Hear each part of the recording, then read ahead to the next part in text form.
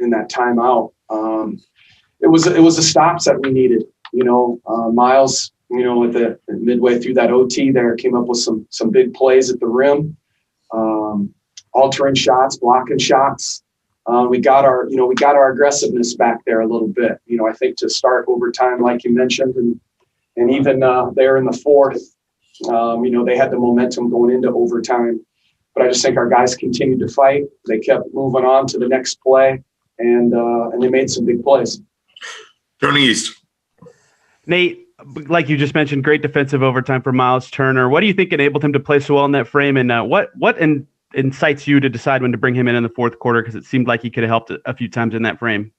Yeah, I liked the group that we had out there in the fourth quarter. I thought they were doing some nice things. So Miles did sit a while there. Then he re-entered the game when Domas fouled out, but he'd sat a while, so he just needed to get his rhythm and blood flowing there a little bit. And once he did, his spacing on offense, he draws a lot of attention. But his activity on the defensive end was very big, like I mentioned there, in protecting the rim down the stretch. Scott. Yeah, to follow up on that, it seemed like the Heat of this weekend had their best quarter, that fourth quarter, when Miles did not play. Is that one of those decisions? We talked about it earlier in the year. We're looking back at it, maybe in hindsight, he should have been out there. Yeah, maybe. Man, it was a team win. You can look back at a lot of different things there, and what we could have done differently or better at. But we'll just take the W and get out of town here. Pat.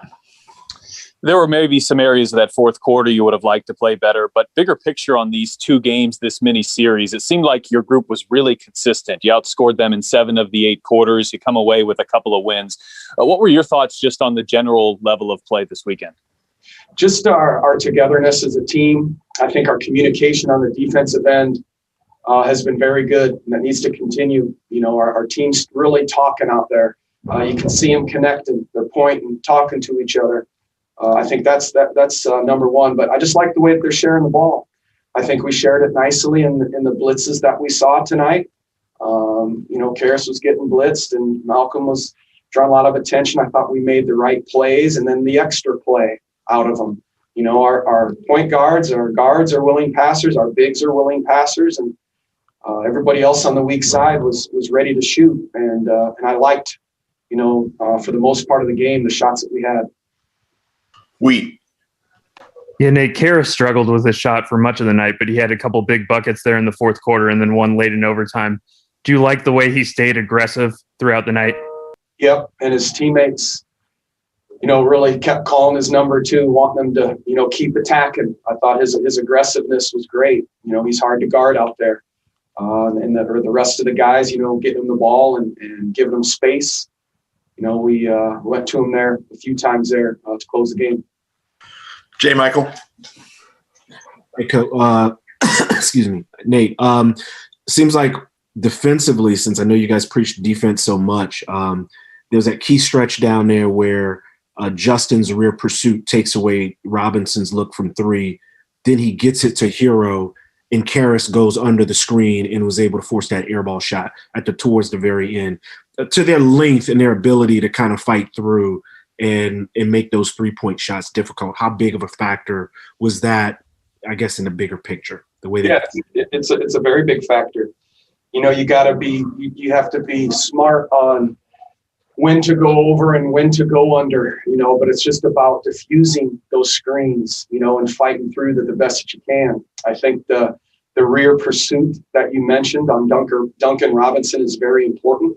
I think even if he does get a shot off, and you got to keep pursuing with the rear view contest. So at least he, feels you pursuing, behind his neck and behind his back. So just that closeness and impact in the body and not getting too much separation from their shooters, I think is very important.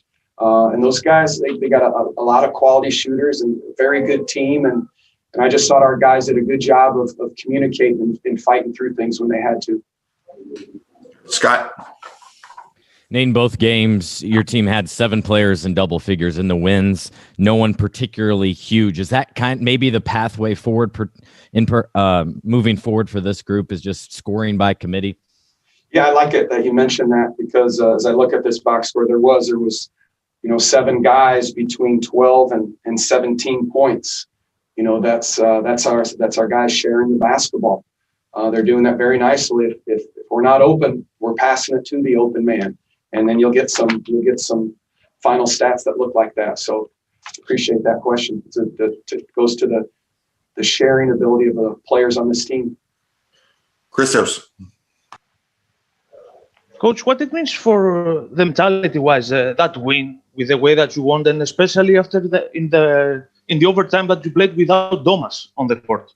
Yeah, there's been different guys that step up at different times. This is a team. There's a lot of quality players that are capable of playing down the stretch, and you saw that tonight in another different combination of players out there. So it's to the team, the team defense getting stops when you had to and making big shots when we had to. We'll do one more here. Brendan, go ahead, please. Yeah. Hey, Coach. While the starters kind of did finish out that game in overtime, the bench had another one of those really successful runs in the third, especially that McConnell pass to McDermott. What are some of the indicators you look for to start taking those guys off the bench and start inserting them to get into the game? Well, there's a number of things that you look for. You look for, changing the game. I think that when you enter TJ McConnell, the pace picks up even more.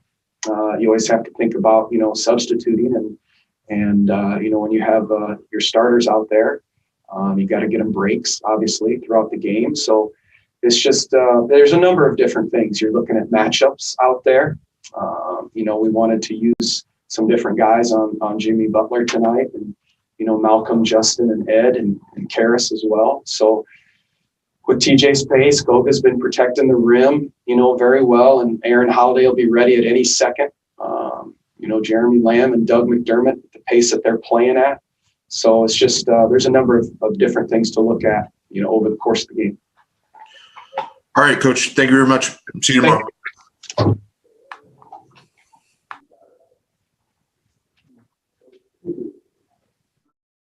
Yeah.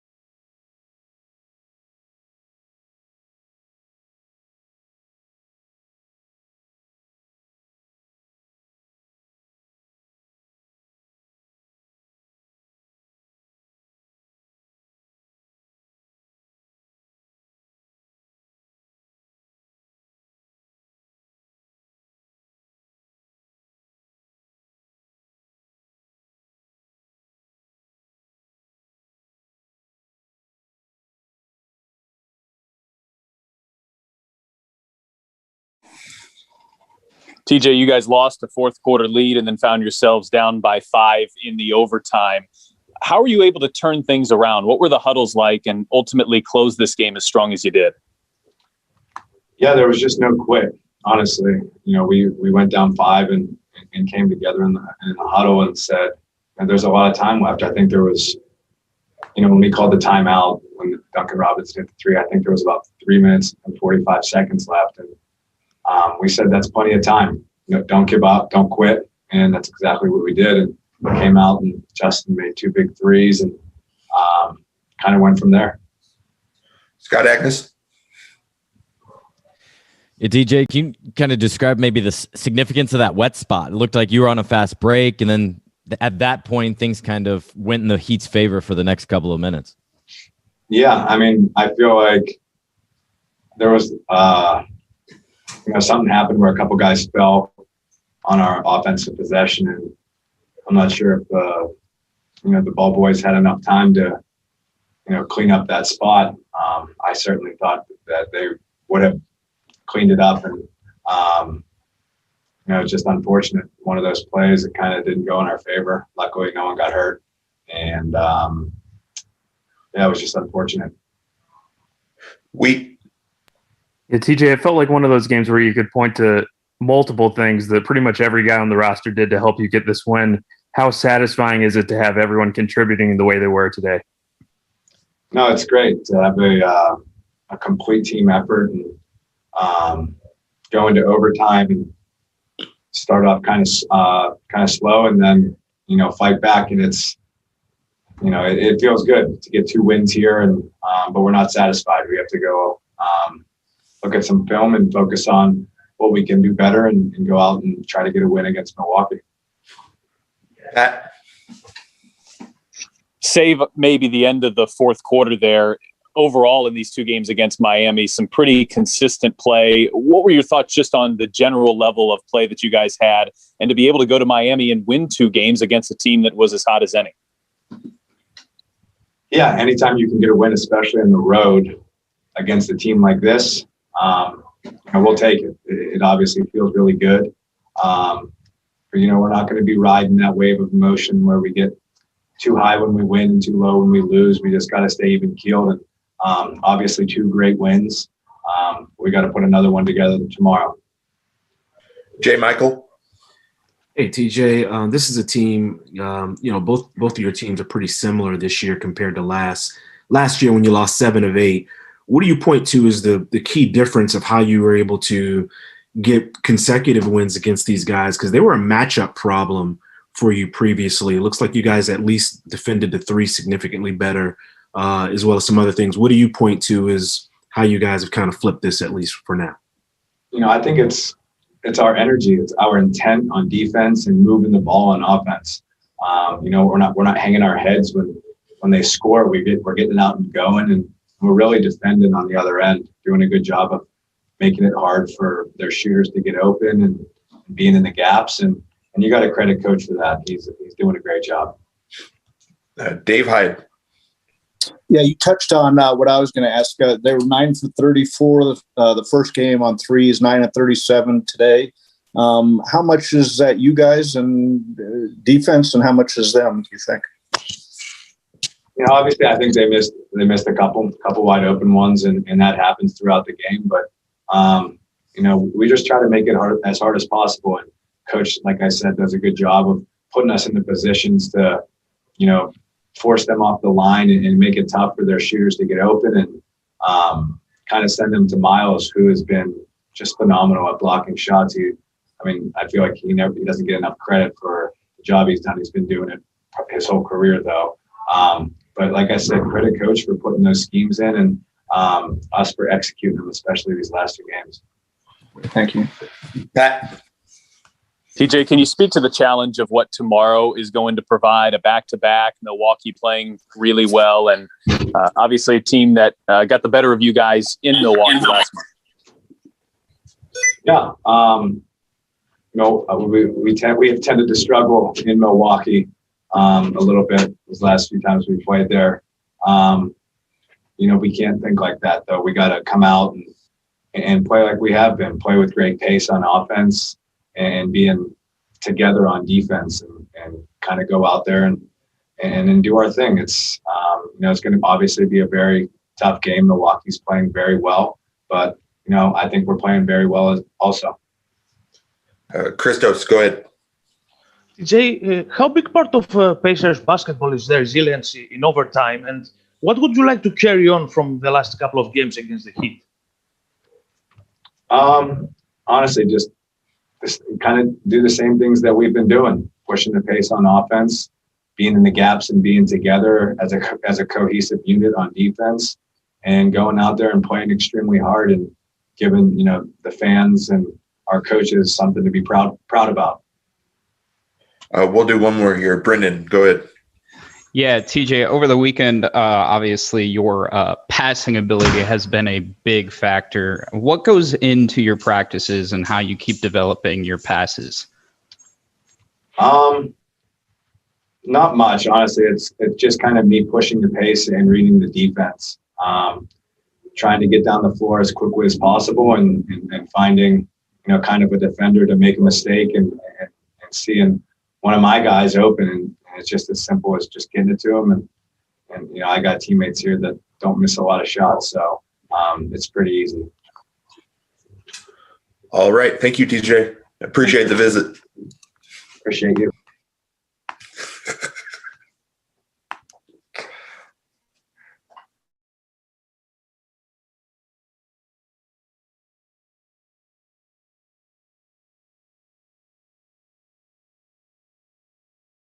You can make a case that the biggest sequence of this game were the 2 threes that you hit in overtime. Can you kind of take us through that stretch of play, what you were seeing, and how important you feel like getting those shots and getting them in rhythm were? That was the main thing in the first one that I shot. If you do go back and watch it, I was able to run into it and know that nobody was there. So it was like the most rhythm I could have to go into the shot, momentum that I needed. And I knew that one was going down. And then after that, I knew the next shot I was shooting was going down. And Malcolm did a good job. I think it was Malcolm both times I passed it to me.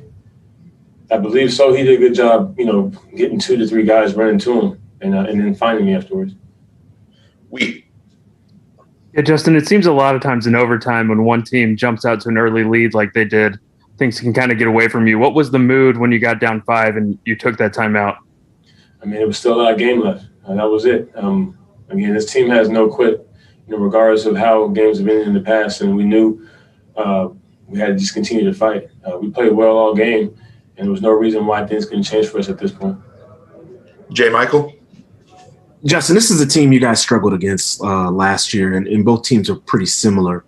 Number one, how big was it to not only beat this team once, but beat it twice, given your recent history against them? And what do you think was the difference? Was it the defensive side of the ball? Because it looked like you guys defended the 3 and were much better with your rear pursuit and those sort of things in these last 2 games than what you were previously. Yeah, winning these 2 games are big for us because we need as many games as we can in a row. We got to get back on track to get back in the playoff race. So that's why these games are big for us.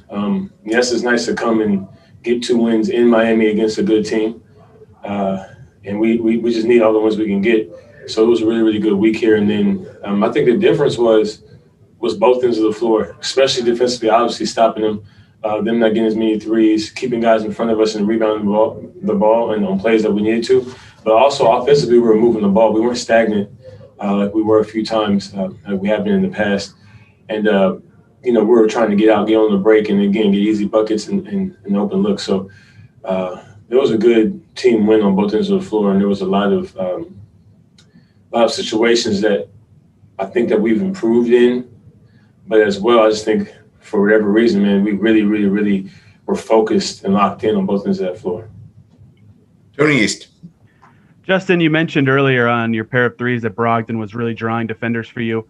On a related note, with Karis LeVert back, do you feel like since he's a threat with the ball that he is drawing defenders a lot when he's handling it and opening up stuff for the rest of the team? Yes, 100%. I can recall a good amount of plays from previous games that he's gotten me open looks in the corner from his drives. And, just how he plays the game, and he's so poised and takes his time that he'll get to the spot. But then when he goes to his shot, he can shoot, but he still has the option to pass. He has drop-offs to Domas, And again, like I said, kickouts as well. So, yeah, being able to create and get into the paint, man, and get a lot of guys to guard you and worry about you makes the game a lot easier for everyone else on your team. Scott.